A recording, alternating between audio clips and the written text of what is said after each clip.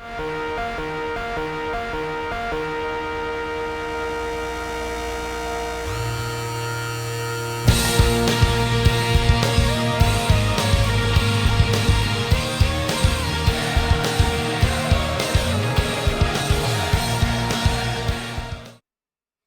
buenas, atléticos, bienvenidos a un nuevo vídeo aquí en De Padres a Hijos. Soy Dani, me acompaña Diego, ¿qué tal? Muy buenas, Dani. Y vamos con el episodio 13 del mercado de fichajes del Atlético de Madrid, un mercado también algo especial porque vamos a comentar brevemente qué fue de ese Seattle Sounders 1 Atlético de Madrid 3 y cómo queda el grupo, porque esto hay que hablarlo y hay que comentarlo también porque ha habido cierto lío con qué tiene que pasar para que el Atlético de Madrid se clasifique para la siguiente ronda del Mundial de Clubes. Vamos a comentarlo también con este mini análisis, opinión más bien del partido, pero también hay que hablar de otros temas como por ejemplo la salida de Ángel Correa, ya ha dado Here We Go, incluso Fabrizio Romano lo han confirmado diversos medios y periodistas, su posible reemplazo, su posible sustituto que puede estar en Yuri Alberto, puede estar en Brasil, según comenta Edu Burgos. También han vuelto a relacionar el nombre de Areso con el Atlético de Madrid, la información que maneja Mateo Moreto sobre Johnny Cardoso, el tema del lateral izquierdo con ese ok, no ok de Robertson al Liverpool y al Atlético de Madrid para el traspaso, lo de Zinchenko, que además lo han vuelto a meter en una posible terna de alternativas al lateral izquierdo, así que todo esto y alguna cosa más también, informaciones importantes de la cantera, aquí en este mercado de fichajes del Atlético de Madrid. Sí, un mercado en el que el partido de ayer va a coger mucho protagonismo y sobre todo para explicar un poco cómo queda el grupo, porque hay gente que seguirá teniendo dudas, porque es una situación rara y extraña, porque normalmente no se suele resolver de esta forma, con ese posible triple empate que puede haber en caso de que el Atleti gane a Botafogo y que el Paris Saint-Germain gane a Seattle Sounders, que pone en una situación muy complicada la clasificación para el Atleti, así que vamos a intentar explicarlo y luego con el resto de nombres que están sonando, con Correa como protagonista y Cardoso, así que nada, vamos a por este episodio número 13. Pues arrancamos. Muy buenas, ¿qué pasará? ¿Qué tal? ¿Cómo estáis? Por cierto, muchas gracias a Silvia Barru, que no lo he comentado al principio, por esa suscripción. Antes de ayer ya se suscribió cuando no estábamos en directo, así que muchas gracias a Silvia por ese Prime. Y bueno, antes de comenzar hablando de qué tiene que pasar para que el Atlético de Madrid esté en octavos de final de este Mundial de Clubes, vamos primero con el partido de ayer, que también tiene su miga, porque el Atlético ganó 1-3 al Seattle Sounders. La verdad es que a mí el partido, los primeros minutos hasta el 0-1 de Pablo Barrios, me gustó el Atleti, me gustó más que ante el PSG, como es obvio, yo creo que no era muy complicado, pero veía un Atlético de Madrid más atrevido, que presionaba mejor, que sabía que al Seattle Sounders era más fácil complicarle las cosas en salida, y vi un Atlético de Madrid que atacaba mejor, que tuvo sus ocasiones. Antes del gol de Pablo Barrios, perfectamente Julián podría haber abierto el marcador con esa jugada que es raro que Julián falle, pero que Pablo Barrios, la verdad es que, y esto es un punto también importante del partido, vimos a un Barrios totalmente liberado, sin demasiadas tareas defensivas, con Coque y con De Paul apoyándole en el centro del campo. Hemos visto esta versión ya en algún partido de este final de temporada, recuerdo el de la Real Sociedad, donde Pablo Barrios brilla también con un gran Alexander Sorloth, y creo que Barrios estamos viendo una versión que ahora comentaremos también con el fichaje de Johnny Cardoso, tenemos que ver más esta temporada que viene, porque es un futbolista que tiene mucha llegada, que es verdad que ha tenido que mejorar más aún el disparo de lo que ya estábamos viendo. Veíamos a un Pablo Barrios que quizás desperdiciaba algunas ocasiones, pero que,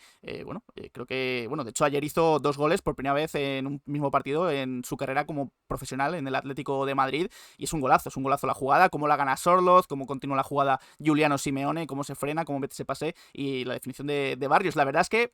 también, por hablar un poco de la jugada, Sorloth es un futbolista que después tiene un par de ocasiones bastante claras. Creo que aporta mucho en el juego, mismamente el primer gol del partido. El tercero, cómo molesta al defensor de Seattle Sounders para que ese barullo en el área crea ese segundo gol de Pablo Barrios. Pero es verdad que de cara a puerta tenemos que ver una gran versión de Sorloth para el partido ante Botafogo. No podemos seguir viendo a un Sorloth que falla ocasiones tan claras. Y en general a mí el Atlético de Madrid me estaba gustando. Me estaba gustando Coque, sobre todo. De Paul, partido horroroso, horroroso del argentino, pero en general el Atlético de Madrid se mantenía. El segundo mejor jugador del partido para mí fue Giuliano Simeone, pero es verdad que después del 0-1 creo que el equipo se fue un poco abajo, y aquí es donde entran más dudas sobre el rendimiento defensivo. Creo que vimos otra vez a un Atlético de Madrid que le temblaban las piernas. Cada vez que el Seattle Sounders conseguía montar algún contragolpe o alguna jugada que tampoco eran de mucho peligro, el Atleti casi se metía un tiro en el pie, porque eran jugadas que podían acabar en gol perfectamente en contra del Atlético de Madrid. Hasta ahí esa primera parte, y luego ya en la segunda el Atleti se relaja un poco más, llega al 0-2, obra de Witsel. Enseguida, esas dudas defensivas también hacen que se marque el 1-2, que marque el 1-2 Seattle Sounders, pero ya con el doblete de Pablo Barrios se tranquiliza mucho la cosa y se queda en un 1-3, que para mí quizás el Atlético de Madrid hubiera podido ampliar la ventaja, aunque es verdad que ahora comentaremos, tampoco pasa nada porque este partido termina siendo intrascendente para el tema de la clasificación, pero sí que es verdad que los cambios no me gustaron mucho, el Atleti se vino también un poco abajo y también era un partido para coger más confianza y marcar más goles quizás a este Seattle Sounders, que con 1-3 ya estaba, creo, el partido acabado, pero bueno, el Atleti eligió tranquilizar el partido y al final un resultado que creo que debería dar un poco de alas al Atleti, sobre todo con lo que viene el próximo lunes, que es ante Botafogo. Bueno, una victoria que en el momento supo realmente bien porque dices, el Atleti vuelve a meterse para la clasificación de cara a la siguiente ronda de este Mundial de Clubes, pero que luego con el resultado del Botafogo Paris Saint-Germain, que era totalmente inesperado, te deja muy frío, porque es una situación, la del Atleti, muy complicada. Ahora tiene que ganar por 3 goles de diferencia a Botafogo, 3 goles o más, en caso de una victoria del Paris Saint-Germain ante el Seattle Sounders, que sería lo más normal, porque el Seattle Sounders, bueno, ha demostrado que no es un equipo muy competitivo y luego el Paris Saint-Germain no creo que tenga demasiado problema. Los primeros minutos del Atleti fueron buenos, hizo lo que tenía que hacer, salir a presionar, un poco lo que se vio en la segunda parte contra el Paris Saint-Germain, sobre todo al principio de ese segundo tiempo, con un Atleti presionando, dominando, teniendo el control, tocando, haciendo las cosas como deben ser, pero que luego fue un poco de ese más a menos durante todo el partido. La primera parte creo que el global es buena, lo único que el segundo tiempo no fue del todo así. Cosas positivas, sin lugar a dudas, Pablo Barrios, que fue el mejor jugador del partido, y no solo por los 2 goles, sino por todo lo que aportó. Encima se notaba que estaba fino, dejó unas cuantas acciones técnicas realmente buenas. Y también vemos una mejor versión de Pablo Barrios porque juega donde tiene que jugar. Y no ha jugado ahí porque el club ha tenido, no sé cómo decirlo, la necesidad de no dotar al entrenador de un jugador en esa posición. Y no lo digo por Barrios, que no ha jugado en esa posición por ese problema, sino también por Coque, que ha jugado muchas temporadas fuera de posición por el no querer fichar un 5 como parece que este año sí que va a ser, pero no nos adelantemos. Pero bueno, luego hablaremos del tema de Cardoso. Y Pablo Barrios, siempre lo hemos defendido aquí en el canal, es un interior, nunca es un pivote ni nada por el estilo. Pablo Barrios, cuanto más cerca esté de la zona de creación, es un jugador que va a salir mermado de esa posición. Y todo lo contrario, cuanto más cerca esté de portería, es un jugador que se va a ver muy beneficiado y muy potenciado. Y es algo que ha repetido Simeone constantemente cada vez que ha podido en una rueda de prensa. Barrios es un jugador al que le pide más gol, al que le pide más llegada, al que le pide más ese tipo de acciones, y eso se lo da cuando puede jugar de interior. Y el propio Barrios después del partido hablaba de la importancia de que jugase un futbolista como Coque, que le pide constantemente ir al ataque. Y puede ir al ataque porque tiene un jugador por detrás, como ayer fue el caso de Coque, que también eso llama la atención, que Coque en el momento de la carrera que esté sea de lo más destacado del equipo. Habla un poco de cómo se está dando este Atleti, cómo está el nivel de los futbolistas en este momento. Y Barrios dejó 2 muy buenos goles, sobre todo el primero es un golazo, es un grandísimo golpeo de Pablo después de una muy buena acción de Juliano, y esa es la parte positiva, esos primeros minutos del Atleti, sobre todo el buen partido que hace Barrios. Pero dentro de ese primer tiempo y luego sobre todo el segundo, creo que hay cosas negativas. Una de ellas, ya hablando de nivel de futbolistas, el de Rodrigo de Paul. El partido de Paul es un auténtico desastre y vuelves un poco a ese Rodrigo que dices, parece que elige los partidos, porque ayer se veía, aparte de igual de no jugar con la intensidad que yo creo que pedía el partido, porque el Atleti se juega la clasificación, muchísima imprecisión en el pase, no sé los centros que erró, los pases que falló, pases muy sencillos, y es algo que no creo que se pueda permitir el Atleti, porque necesitas a Rodrigo de Paul. A mí me parece un jugador importantísimo. Y luego, sobre todo, el circo en el que se convirtió la defensa, porque que un equipo como el Seattle Sounders te cree tanto peligro, que lo haga el Paris Saint-Germain, bueno, pues puede ser algo más entendible, pero el equipo americano no tiene ningún tipo de sentido. Cualquier acción era de peligro. Los defensas que no consiguen despejar contundente. Luego, los laterales, hay acciones en las que no sé ni dónde están. Mismamente, el primer gol de ellos, qué acción defensiva por parte de Lenormand, por parte de Javi Galán. Son acciones que no son propias de un equipo de élite, pero bueno, hay tantas cosas que no son propias de un equipo de élite en el Atleti que ya casi no nos llama ni la atención, pero fue una sangría constante. Y yo creo que esos cambios al final del partido, aparte de que el golaveras no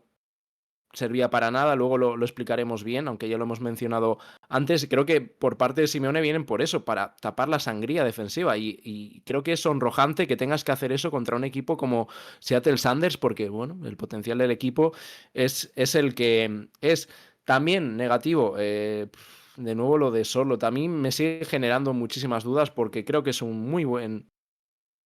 revulsivo, y repito, muy buen, no bueno, muy buen revulsivo, un grandísimo suplente, pero cada vez que juega de titular es un futbolista que me genera unas dudas inmensas, y creo que no es el delantero que necesita el Atlético. Igual va contra Botafogo y marca 3, pues perfectamente, como ha hecho contra la Real Sociedad, creo que fue, como ha hecho contra el Girona, genial. Unas cifras creo que infladas por ese tipo de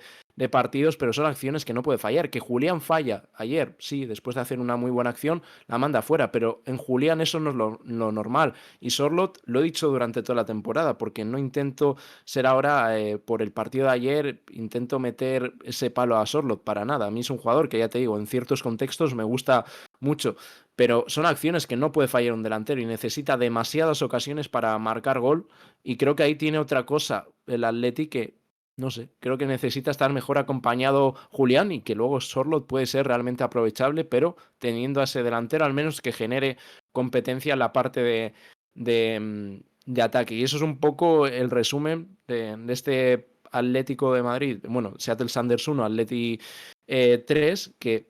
lo dicho, cuando acabó el partido dijimos, bueno, pues ni tan mal, nos metemos otra vez en la lucha, pero con la victoria de Botafogo se complica todo realmente demasiado, porque el Atleti, repetimos, necesita ganar por una diferencia como mínimo de 3 goles, y esto se debe a una norma que tiene este Mundial de Clubes, que en caso de empate, de triple empate, entra el golaveras global. Y claro, el Atleti es realmente negativo, porque había mucha gente, y yo entiendo que después del partido, bueno, pueda salir ese comentario, pero ya por meter el palo al de siempre, ¿por qué no vas al ataque? ¿Por qué no vas? Bueno, el Atleti ayer mete 200 goles y no habría servido de nada para este golaveras, porque se aplica el golaveras entre esos 3 equipos, y claro, nos marcó 4 goles el Paris Saint-Germain en un partido que fue realmente malo,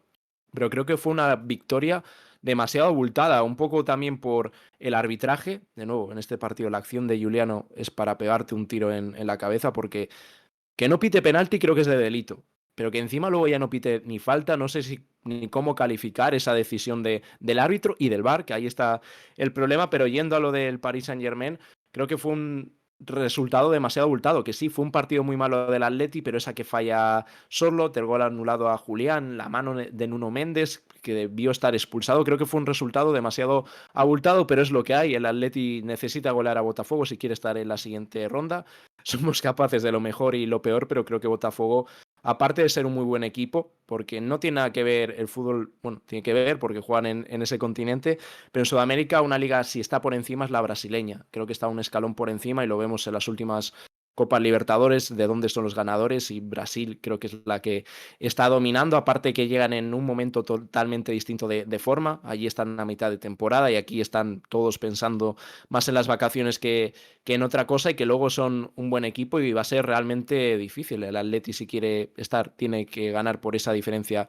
como mínimo, y si se va para casa, bueno, creo que es algo que tampoco nos podemos llevar las manos a la cabeza. La planificación para este Mundial de Clubes ha sido totalmente desastrosa. A la vista queda que un equipo como el Atleti no vaya ni con un solo fichaje, creo que es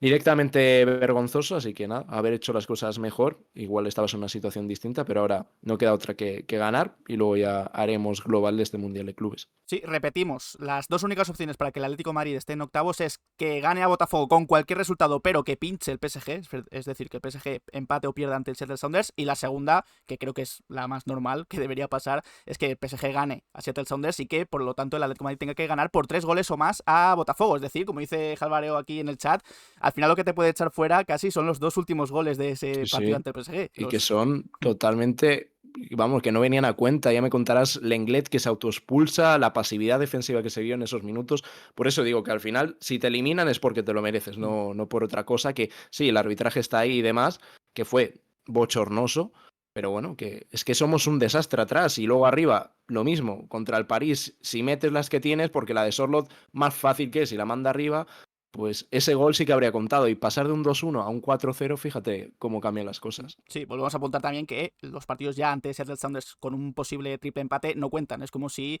se borrara Seattle Sounders del grupo y solo estuvieran PSG, Atlético de Madrid y Botafogo. Así que ganar por 3 goles o más, ya que Atlético de Madrid tiene ahora -4 sin contar ese partido ante Seattle Sounders. Botafogo tiene +1 en el gol a verás. Así que así están las cosas. El lunes a las 9 de la noche es el partido ante Botafogo, Atlético de Madrid y Botafogo. Así que eso, ya solo queda encomendarse a los futbolistas, a Simeone, que marquen 3 goles o más y que, bueno, el Atlético de Madrid esté en octavos de final del Mundial de Clubes. Estaremos también muy atentos, obviamente, al partido y comentaremos ya cuando sea.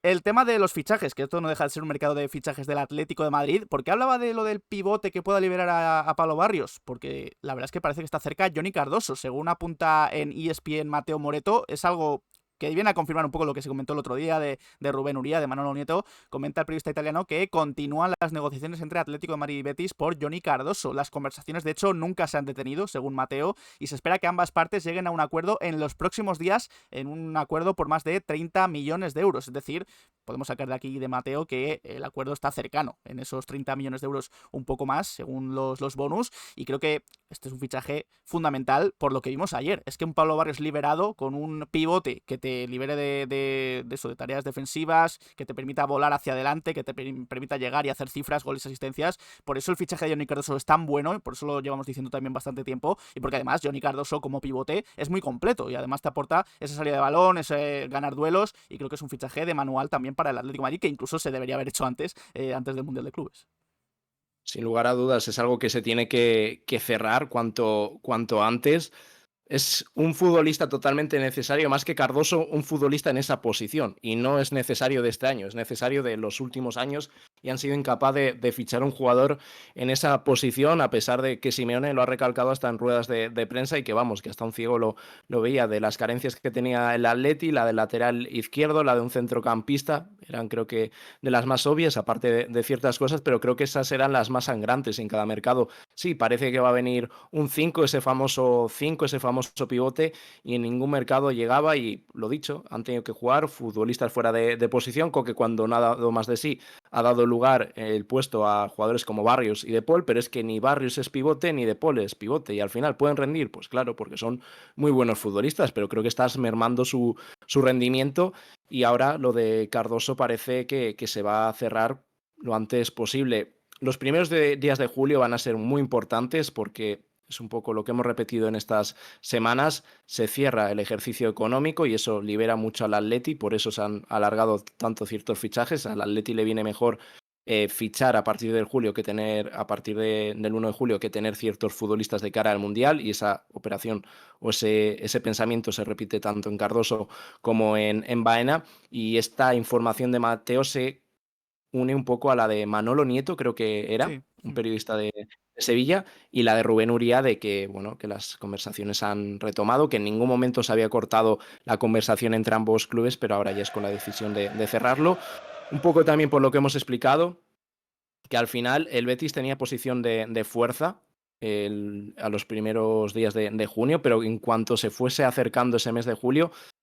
la posición de fuerza iba perdiendo y la ganaba el Atleti, porque el Betis está obligado a vender antes del 30 de junio, y le viene muy bien esta operación porque 30 millones por Cardoso es una fantástica operación. A pesar de que tenga que dar cierto dinero al Internacional de Porto Alegre, al Tottenham, es una operación muy buena. 40 millones no va a pagar el Atleti ni absolutamente ningún equipo, pero bueno, lo podía pedir porque tenía margen de maniobra. Ahora no va a tener tanto margen de maniobra y va a ceder, y parece ser que va a haber ese acuerdo porque con Cardoso está totalmente todo, vamos, está todo acordado, está todo cerrado, y seguramente a primeros de julio pueda cerrarse, o bueno, se cierre en estas semanas y a principios de julio se pueda anunciar. Hablando de acuerdos, hay que hablar ya casi de acuerdo entre Atlético de Madrid y Tigres por Correa, aunque aún no es oficial, pero todo el mundo lo da por hecho. César Luis Merlo era el que lo confirmaba el otro día, y también lo confirmaba Fabrizio Romano, que de hecho aquí vemos la imagen, here we go, ya de Fabrizio Romano. Ha fallado pocos, ha fallado, es verdad Fabrizio, pero ha fallado pocos, así que se puede dar casi por hecho. Mateo Moreto lo ha confirmado, Gastón Edul, otros periodistas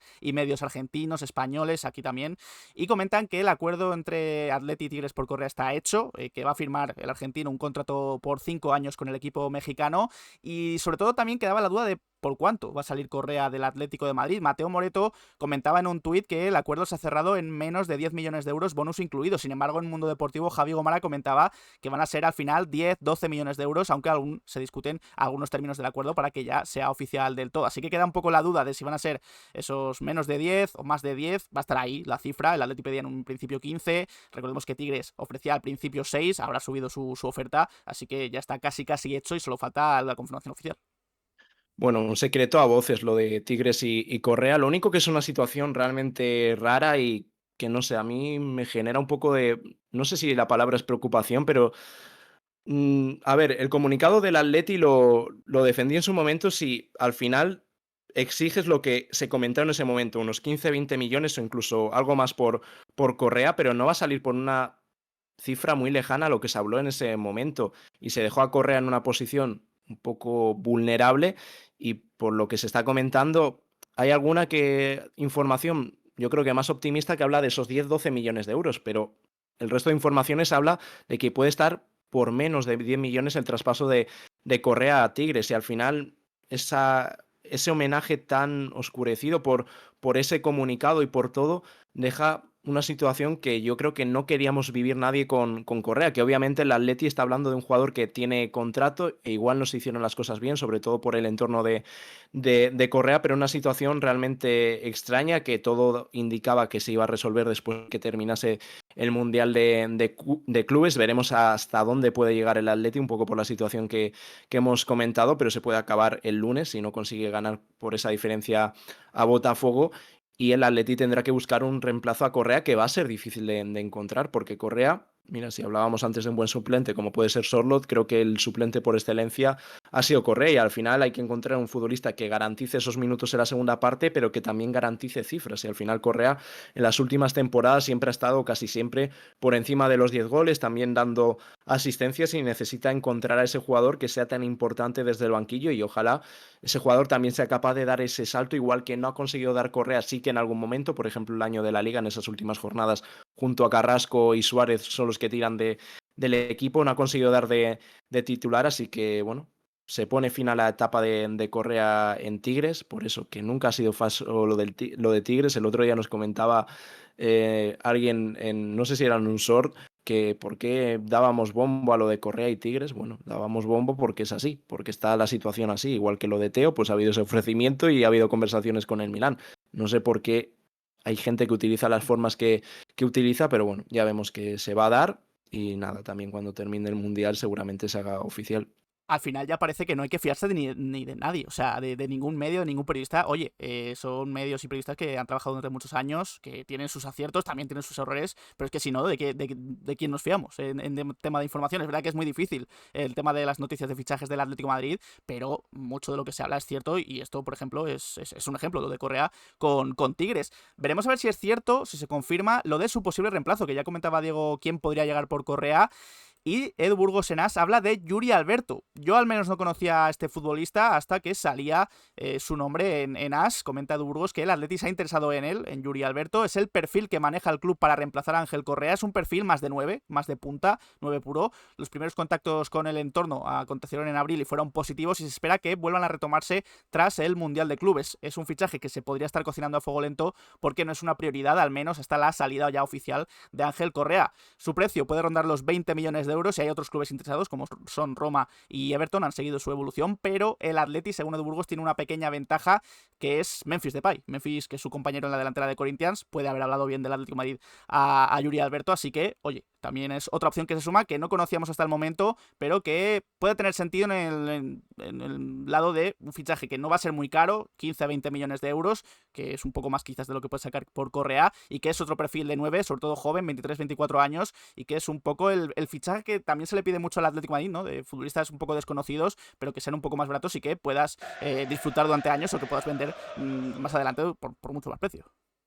Es lo que iba a decir, que es un mercado que, mira, en el otro episodio, un poco después del cabreo de lo del Paris Saint-Germain y con el tema de fichajes, hablábamos de este tipo de mercado que el Atleti debe volver a explotar, porque si el Atleti en Europa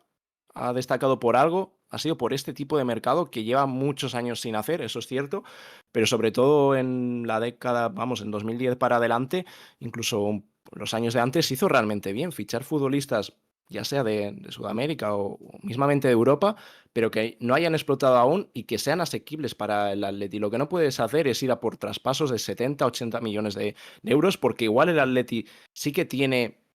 el poder económico para hacerlo, pero no creo que es algo que le interese, porque creo que teniendo una dirección deportiva correcta y un trabajo de jugadores bueno, puede mejorar el mercado y hacer lo que hacen muchos equipos de Europa y traer futbolistas cuando no han explotado y sobre todo no te piden un auténtico pastizal por ellos. Si es algo que el Atleti antes dominaba y que en los últimos años no ha hecho. Porque ¿cuántos futbolistas han sonado en los años anteriores? Sí, suenan para el Atleti y al final no los fichas y acaban fichando por otro equipo por 60, 70 millones. Y no me voy a ir más lejos. Mira, ahora mismo, ¿qué necesita el Atleti como el comer? Un lateral izquierdo.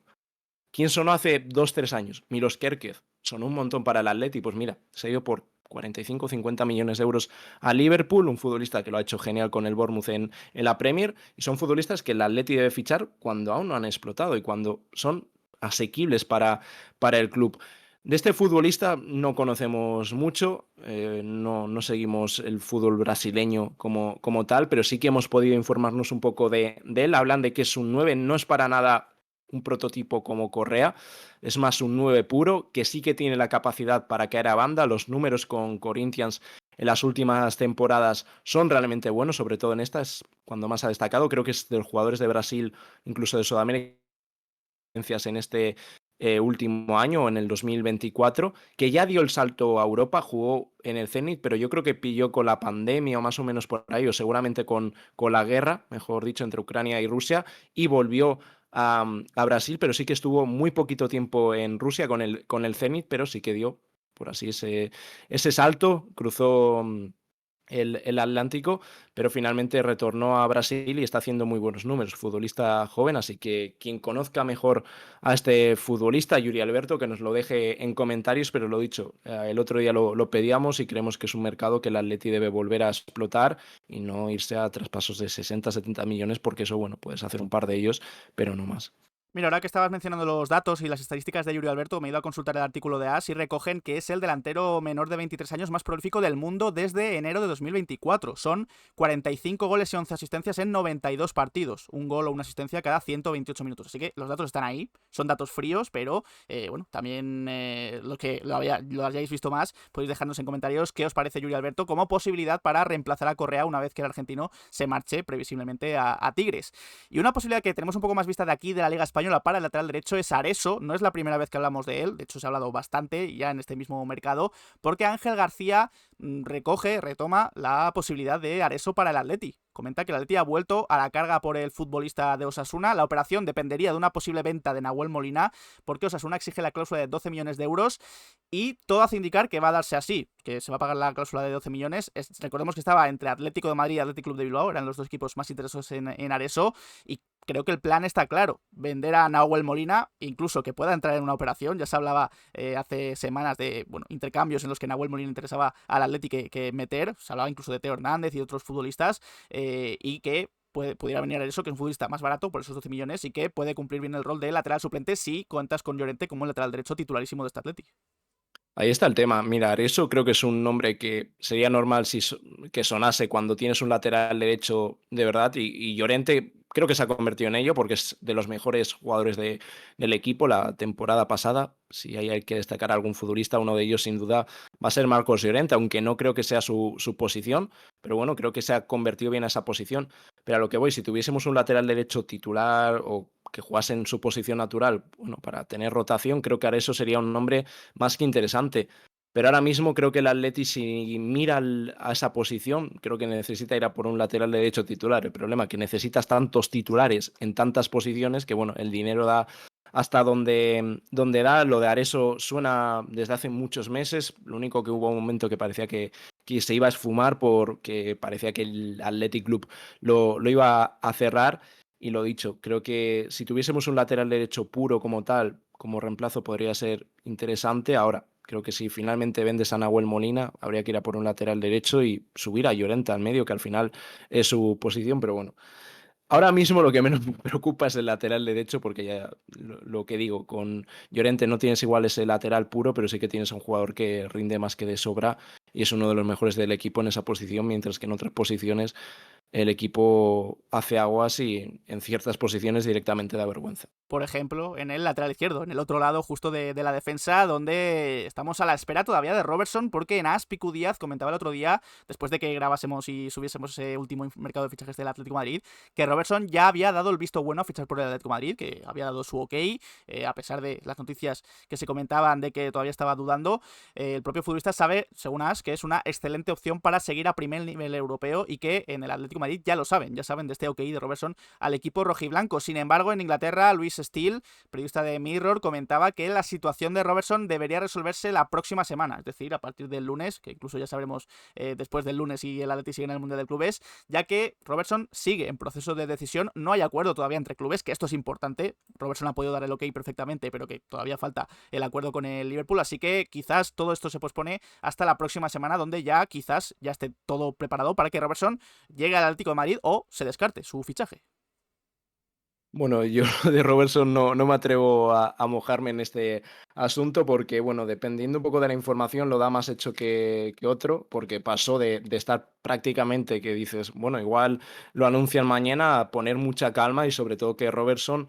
no sabe aún qué va a hacer con su futuro, al igual que hay otras informaciones que apuntan a que ya decidió fichar por el Atleti, pero vemos como otros medios directamente dicen que no, que se lo está pensando y que el Atleti, bueno, puede ser una opción, pero que está ahí, en la terna de opciones que puede manejar el escocés. Luego se han hablado de otros nombres, como el de Digne, que parece que ha habido contactos con el francés, y creo que otras alternativas que seguramente esté manejando el Atleti, pero bueno, de verdad, tal y como está el lateral izquierdo, desde el club se está viendo claro que no es una de las prioridades, que las prioridades están en otras posiciones, como el interior izquierdo, lo veo normal, con el fichaje de Baena, el centrocampista, arriba, pero creo que el lateral izquierdo debería ser una de ellas, porque los laterales que tenemos, Reinildo, no sé si contar con él ya, porque vemos que no juega prácticamente nada, acaba contrato y yo creo que está muy claro que se va a ir, pero al final el lateral que tienes es Javi Galán y Javi Galán de verdad, ¿no? Cada día que pasa me gusta menos y me parece un jugador con menos nivel para el Atleti y claro, tienes un problema que necesitas un lateral izquierdo titular y obviamente Robertson si llegase iba a mejorar lo que hay, no tengo ningún tipo de dudas, a mí es un jugador que siempre me ha encantado, ahora creo que llega en un momento de su carrera demasiado maduro o demasiado pasado, podríamos decir, que lo dicho, creo que si fichas a Robertson un par de temporadas te va a dar, pero el Atleti necesita a alguien con más potencial y de cara a más años, pero bueno,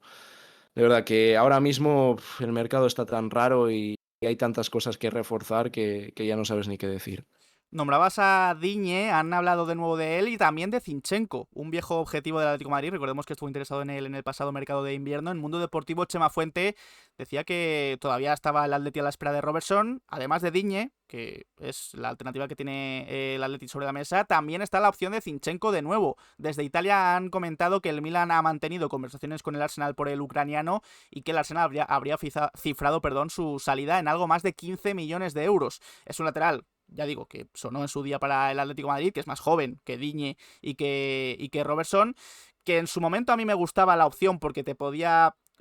solucionar el tema del lateral izquierdo durante mitad de temporada y además puede jugar de centrocampista.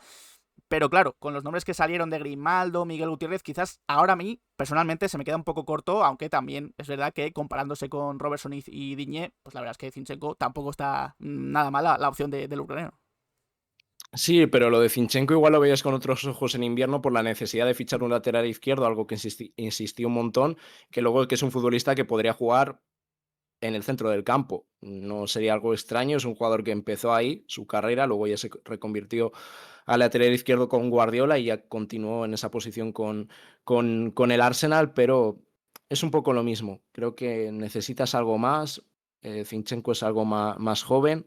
pero bueno, ya son opiniones y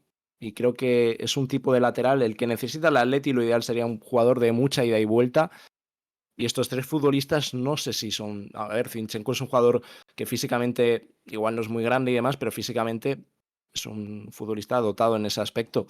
Pero necesita creo que un jugador mucho más potente, no sé. No sé si es lo que realmente necesita este equipo. Y más que no descarto que acabemos jugando con carrileros. Sí, un lateral que pueda doblar, que pueda llegar a la línea de fondo, sobre todo que se complemente bien con Baena, porque tenemos ya ideado que Baena va a jugar en esa banda izquierda y que se va a meter mucho por dentro, media punteando y que va a dejar el carril para el lateral izquierdo que llegue. Así que sí que espero un poco más perfil que no veo tanto en Digne y en Zinchenko sobre todo. Son más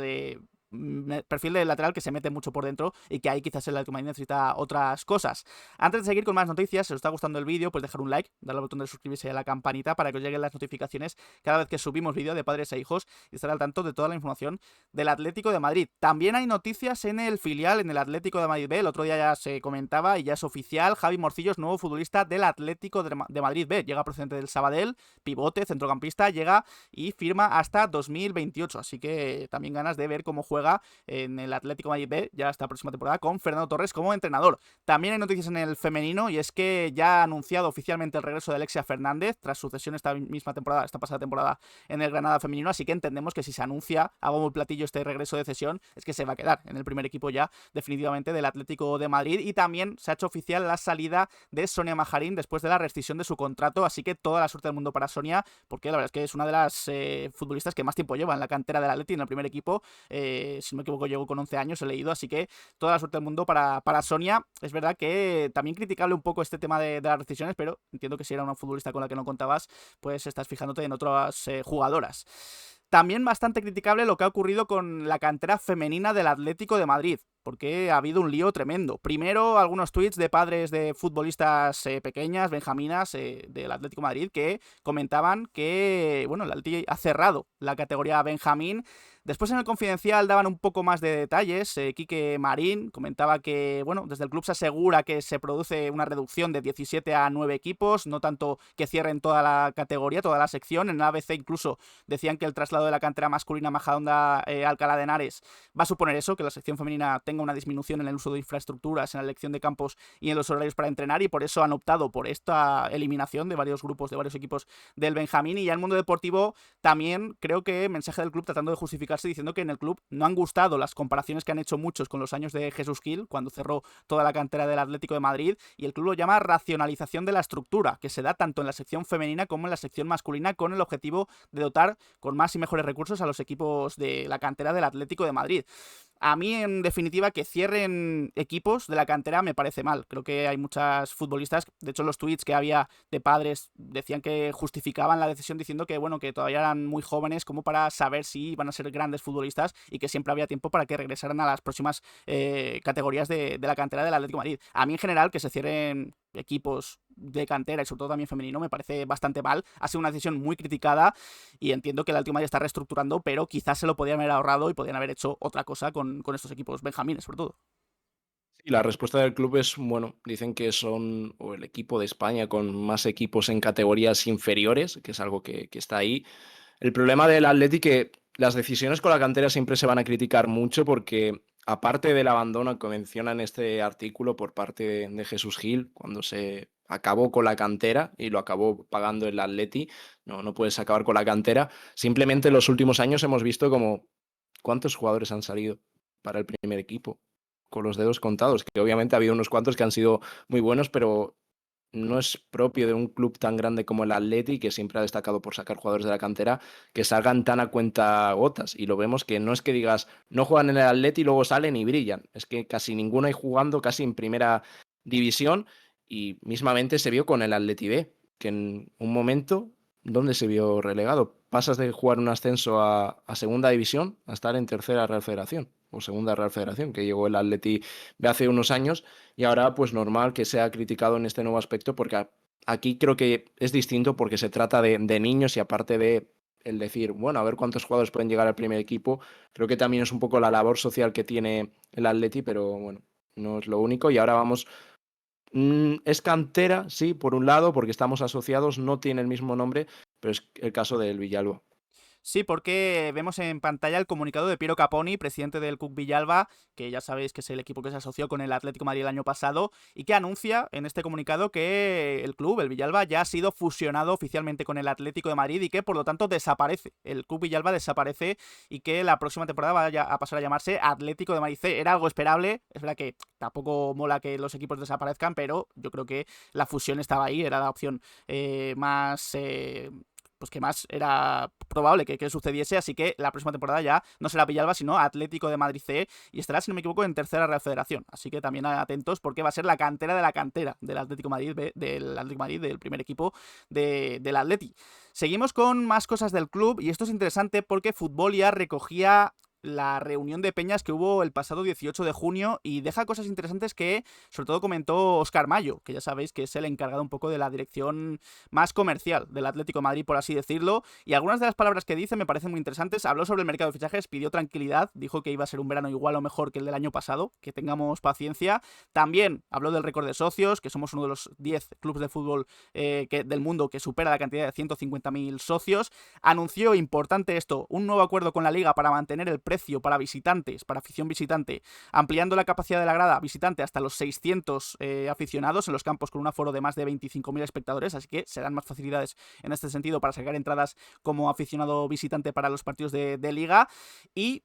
bueno, también habló sobre el tema de la ciudad deportiva, comentó que estará operativa en mayo de 2027, que ya se ha confirmado el proyecto para reconvertir el centro acuático que hay al lado del Metropolitano en un recinto cultural con capacidad de hasta 20.000 espectadores, también noticia importante. Se construirá un hotel además de 250 habitaciones y se construirá un gimnasio para 9.000 usuarios, esto conforme a la ciudad deportiva que ya comenta Óscar Mayo, que va a estar operativa en mayo de 2027. Y sobre todo, y esto también lo podemos enlazar con lo siguiente, ya por cerrar el mercado de fichajes, habló sobre el penalti de Julián Álvarez. Ahora veremos el comunicado nuevo de la Unión Internacional de Peñas y de Señales de Humo, pero comentaba Óscar Mayo en esta reunión: después de ver y analizar los vídeos, el club valoró no entrar a gastar fuerzas en el vídeo e intentamos enfocar al equipo y a la primera plantilla hacia lo que venía del resto de temporada. Sí que creemos que actuamos mal en la parte de comunicación hacia los socios. Hicimos la queja formal a la UEFA la misma mañana después del partido. Los servicios jurídicos creían que era imposible repetir la tanda de penaltis o impugnar el partido. A ver, yo entiendo que iba a ser muy complicado que se repitiera la tanda de penaltis, pero creo que el Atlético de Madrid se ha quedado muy corto en el tema de la lucha por sus derechos, por los derechos después del penalti de Julián Álvarez. Ahora veremos que está actuando mejor y más la Unión Internacional de Peñas, pero por lo menos Óscar Mayo da un poco la cara y dice que es verdad que se equivocaron en el tema de comunicación, y me parece que Óscar Mayo está siendo de lo más destacado que hay ahora mismo en la dirección del Atlético de Madrid, aunque no le toque el tema de los fichajes, sí que está haciendo muy buenos tratos con patrocinadores. Ahora, lo que dijimos el otro día, que ese dinero se use para fichajes, ya es otro tema. Sí, pero aquí agradezco un montón la sinceridad de Óscar Mayo y me parece muy interesante lo que se comentó, pero no creo que tenga que decir esto Óscar Mayo. Esto tiene que salir el Atlético de Madrid como club y emitir un comunicado en el que pida perdón a su afición y decir: mira, os abandonamos en este momento en una causa que sigue luchando. Ahora hablaremos de ese comunicado que menciona Dani. Y obviamente era imposible que se repitiese la tanda, eso lo sabemos todos, pero creo que se podría haber hecho más, al menos defender a la afición. Y luego respecto a los fichajes es simplemente un poco de reflexión, que ya ha pasado un año, lo ves todo un poco más con perspectiva, por eso decimos que hay veces que hay que esperar un poco para analizar todo, que se tiene el pasado verano como un gran mercado por un poco el cambio del Atleti de no fichar prácticamente nada a fichar, pero salvo Julián, que me parece un fichaje de época y creo que al final va a salir barato para lo que puede dar. Eso sí, hay que cuidar a Julián y de momento no se está haciendo con el proyecto que se le prometió. El resto de fichajes, Lenormand me parece que iba muy bien tirado. Es cierto que igual se sobrepagó algo porque fue un desembolso muy grande, pero creo que iba bien tirado y fue mala suerte lo de Lenormand, aunque desde el golpe ese en la cabeza no sé si ha vuelto ni va a volver, porque de verdad ayer muy preocupante y el otro día contra el Paris Saint-Germain un rendimiento muy flojo del francés, pero creo que iba bien tirado. Pero los otros fichajes, Lenglet, más sombras que luces, sin lugar a dudas. Y luego se hablaba de sobrepagado, creo que lo de tanto el trato con Sorloth como Gallagher está muy sobrepagado. Sorloth no creo que valiese ese dinero, se pagó muchísimo por la temporada que hizo con el Villarreal, y luego Gallagher, un futbolista que seguramente, no sé si decir tanto como que no necesitaba, porque igual sí que necesitabas un jugador en esa posición, pero en esa posición sí, pero no el perfil de Gallagher, y al final viene por tema de empaquetar a Joao Félix. Si no, Gallagher es un jugador que ni interesaba y se firmó por eso. Por ello que si tiene que ser de alguna forma, que sea mejor, porque creo que si es igual, de nuevo dejas al equipo con muchísimas carencias y necesita subir el nivel de alguna forma, porque si no, ya estamos viendo que no da con nadie ni con nada. Si igual cambiamos de entrenador, cambiamos lo que queramos, pero es que no da, es que necesitas algo más si quieres competir. Totalmente. Y lo dicho, cerramos con ese comunicado de la Unión Internacional de Peñas y de Señales de Humo. Aquí lo vemos, este escrito que han enviado a la UEFA para que el organismo reconozca públicamente que el vídeo que publicaron después del penalti de Julián Álvarez no es el original, que estaba manipulado, y que también solicitan que se publique los documentos originales videográficos que justifiquen la anulación del gol de Julián. Si no reciben respuesta en 10 días, van a presentar una demanda judicial. Esto ya se habló, que habían contratado abogados, también con el apoyo de muchos aficionados, y cumplen. La Unión Internacional de Peñas y Señales de Humo están cumpliendo, y yo me alegro mucho, y esperemos a ver la respuesta de la UEFA, si es que hay respuesta en los próximos 10 días, pero puede ser el principio de una guerra judicial que va a ser dura, va a ser difícil, pero que creo que lo están haciendo muy bien la Unión Internacional de Peñas y Señales de Humo. Totalmente. Agradecer de nuevo lo que están haciendo por toda la afición, que sí, que seguramente no vaya nada, no tengo ningún tipo de duda, pero